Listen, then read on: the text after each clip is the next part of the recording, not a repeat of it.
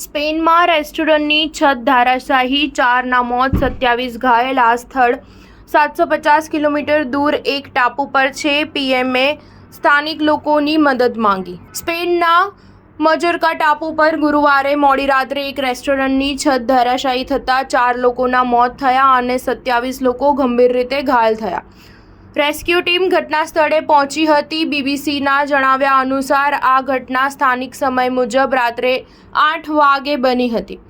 Spain અને મજોર્કા ટાપુ વચ્ચેનું અંતર અંદાજે 750 કિલોમીટર છે. પોલીસના જણાવ્યા અનુસાર રેસ્ટોરન્ટ 3 માળની હતી, જેનો એક થાંભલો તૂટી પડ્યો હતો, જેના કારણે છતનો એક ભાગ નીચે પડી ગયો હતો. બચાવ દળનું કહેવું છે કે કાટમાળમાંથી લોકોને બહાર કાઢવાનું કામ ચાલી રહ્યું છે. સ્પેનના વડાપ્રધાન પેડ્રો સાન્ચેઝે કહ્યું કે તેઓ સમગ્ર ઘટના પર નજર રાખી રહ્યા છે. પેડ્રોએ સ્થાનિક લોકોને મદદ કરવાની અપીલ કરી છે. તેમણે કહ્યું કે આ ઘટનામાં માર્યા ગયેલા લોકોના પરિવારજનો સાથે અમારી સંવેદના છે.